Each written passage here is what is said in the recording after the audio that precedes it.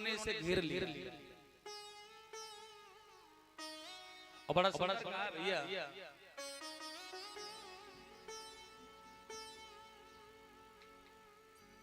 एक बड़ा बलवान हाथी रहता था,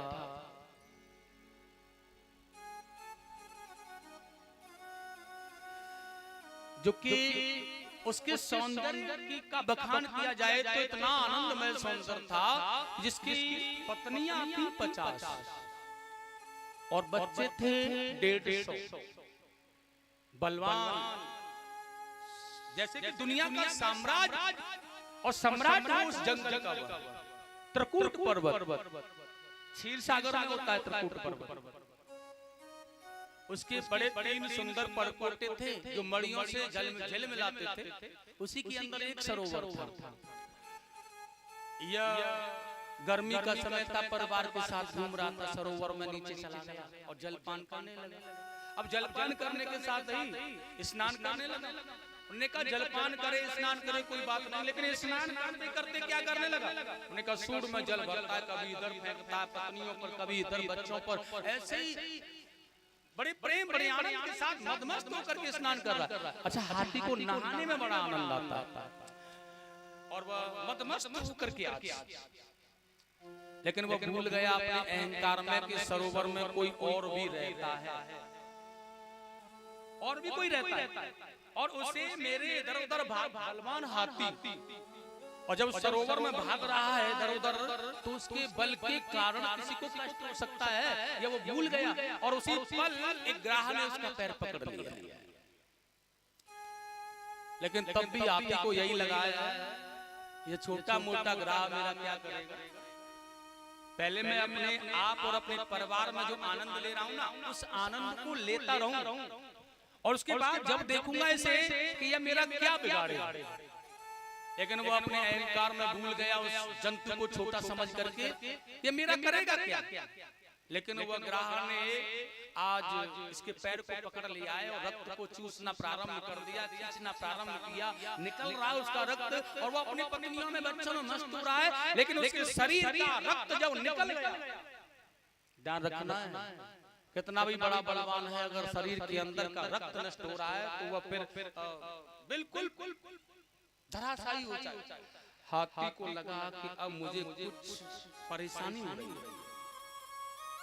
उसने छुड़ाने का प्रयास किया, यह कौन है, लेकिन वो नहीं छूटा।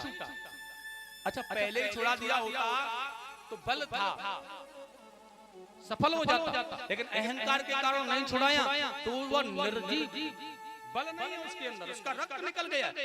अब तो बहुत कठिन हो रहा है उसे छुड़ाना। परिवार का साथ लिया, पत्नियों से कहा कि मैं बहुत बड़े संकट में हूँ, मेरी रक्षा करो। तो पत्नियों ने सूंड में सूंड फंसा करके उन्हें खींचने का प्रयास किया, नहीं रक्षा हो पाई तो बच्चों का सहारा लिया, भैया मेरी रक्षा करो। तो बच्चों ने भी अपनी सूंड में फंसा करके खींचने का प्रयास किया, निकालने का, लेकिन नहीं।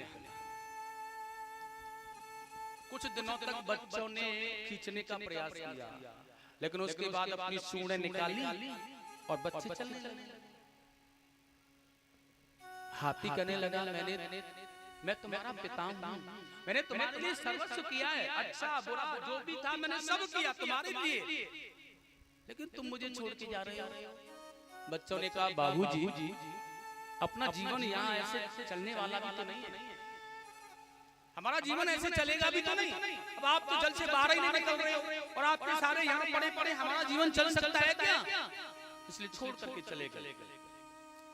कुछ दिनों तक पत्नियां भी रहीं, लेकिन सुखदेव जी ने कहा आज पत्नियों ने भी सूंडें निकाली और जैसे चलना प्रारंभ किया, हाथी चिल्ला के कहने लगा, चीत्कार करके, अरे ओ कहाँ जा रही हो तुम, मैंने सर्वस्व तुम्हारे लिए किया, तुम्हारे बच्चों के लिए किया, अपना सर्वस्व मिटा दिया, लेकिन तुम मुझे छोड़ के जा रही हो।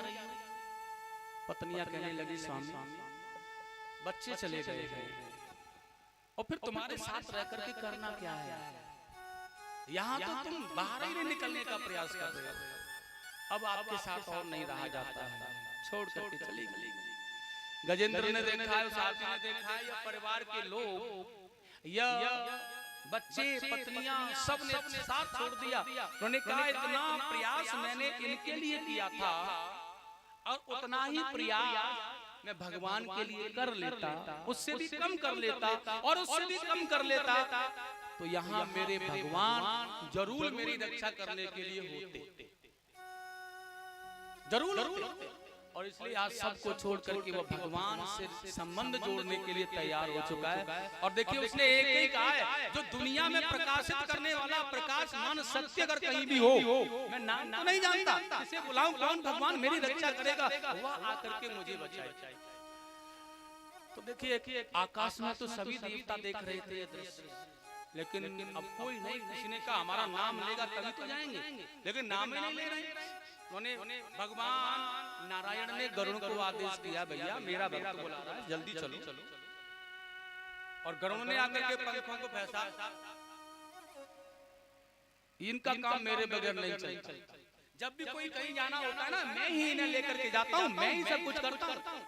ठाकुर जी के मन में भाव आया, यह गजेंद्र का उद्धार तो बाद में करूंगा, पहले क्या करना है, ये गरुड़ है ना अपना, इसका उद्धार करना भैया, क्योंकि इसके अंदर अहंकार आ गया।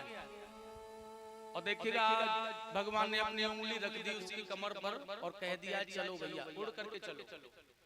लेकिन यह गरुड़ पंख फैला रहा है उड़ने के लिए। साथियों मैं आपको बता देना चाहता हूँ, जो भगवान नारायण की सवारी करने वाला जो गरुड़ है, जो बल में कितने ही बहुत बलशाली है, आज वह एक भी पंख को नहीं पड़ा पाया, मात्र भगवान की उंगली रखा होने के कारण। लेकिन गरुड़ ने कहा है प्रभु यह हो क्या रहा है, भगवान ने कहा है तुझे अहंकार आ गया है, वास्तविकता तो यह है तेरे मन में यह भाव जागा कि मैं तुम्हें लेकर के उड़ता हूँ, लेकिन वास्तविकता मैं बता रहा हूँ गरुड़ तुझे, तू मुझे लेकर नहीं मैं तुझे लेकर के उड़ता हूँ, तू मुझे लेकर नहीं उड़ता मैं तुझे लेकर के उड़ता हूँ, इसलिए तेरा बल मेरे बल से चलता है। आज गरुड़ ने क्षमा याचना की, भगवान ने कहा तो अब शीघ्र चलो। और देखिए जो भर सूर रही जल पर तब हरि नाम पुकारा, ग्रह ने हाथी को नीचे जल में खींच लिया और पवित्र मन को बनाकर भगवान को जब अर्पण किया ना, तो गरुड़ पर सवार होते हुए भगवान ने सूर को एकदम नीचे जाते जाते पकड़ लिया और जैसे नीचे जाने वाला था पकड़ के एकदम से उठा करके बाहर फेंक दिया। देखिएगा 50 पत्नियां, 150 बच्चे, संसार में इस कार्य को कोई नहीं कर पाया, भगवान ने पल मात्र में ऐसे पकड़ा बाहर फेंक दिया किनारे।